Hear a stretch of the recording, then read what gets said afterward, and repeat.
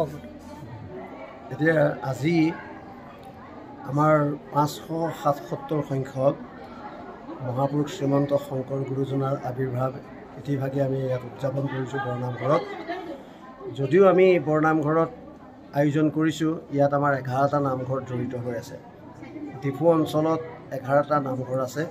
এই আটাইকেইটা নামঘৰৰ ফালৰ পৰা ৰাইজ ইয়াত আহিছে 2-4জনকৈ হ'লেও। আমি প্ৰত্যেক বছৰে এনেকুৱা এটা ব্যৱস্থা আছে যে প্ৰতিটো বছৰতে এই আমাৰ তিথিভাগ অৰ্থাৎ মহাপুৰুষ শংকৰ গুৰুজনাৰ তিথিভাগী, অৰ্থাৎ তিথি নহয়, এইটো জন্মোৎসৱ ভাগি প্ৰতিটো নামঘৰত এইটো ৰটেশ্যন হৈ থাকে। যোৱা বছৰ আমাৰ এগ্ৰিকালচাৰ নামঘৰত আছিল, তাৰ আগতে পিডব্লিউ কলনী আছিল, এনেকৈ ধৰণৰ এইটো ৰটেশ্যন হৈ থাকে, ঘূৰ্ণীয়মান হৈ থাকে।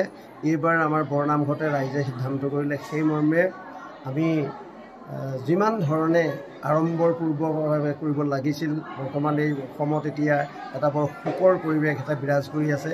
এই আটাইকেইটা মানে সকলোৱে জানে এই কথাটো যে জুবিন গাৰ্গৰ মৃত্যুৰ কাৰণে আমাৰ ৰাজ্যখনত এতিয়া সমস্ত অসমীয়া ৰাইজ প্ৰায় মানে মৰ্মাহত হৈছে, দুখত মানে ম্ৰিয়মান হৈ আছে।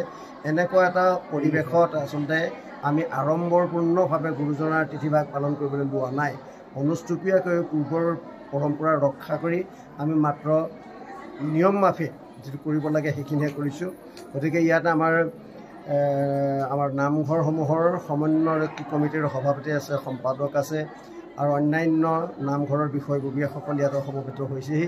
আৰু আমি দেখিছোঁ যে এনেকুৱা এটা সন্তাপৰ মাজতো, দুখৰ মাজতো ৰাইজে সকলোবিলাকে মাৰ বান্ধি ইয়ালৈ আহিছে ভগৱন্তৰ নাম শুনিবৰ কাৰণে, শ্ৰৱণ কীৰ্তন কৰিবৰ কাৰণে। আৰু মহাপুৰুষ শংকৰ গুৰুজনাৰ যিহেতু এই ঈশ্বৰৰ এক অংশ, সেইকাৰণে মাধৱদেৱে আমাক চিনাকি কৰি থৈ গৈছে। পদ্ম পুৰাণতো এই বিষয়ে লিখি থৈছে যে নাৰায়ণে নিজেই ব্ৰহ্মাৰ আগত প্ৰকাশ কৰিছিল যে মই শংকৰ স্বৰূপে পৃথিৱীলৈ যাম, মই শংকৰ ৰূপে ৰজাত হ'ব। মাধৱদেৱেও আমাক জনাইছে যে এই অংশ। গতিকে শংকৰ গুৰুজনা হৈছে স্বয়ং ভগৱন্তৰ অৱতাৰ।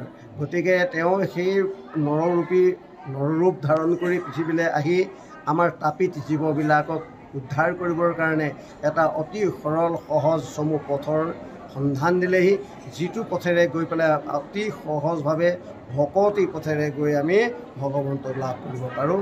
সেয়েহে আমি পূৰ্বৰ পৰম্পৰা ৰক্ষা কৰি এইবাৰো আমাৰ নামঘৰত এই শংকৰদেৱৰ জন্মোৎসৱ ভাগি উদযাপন কৰিছোঁ।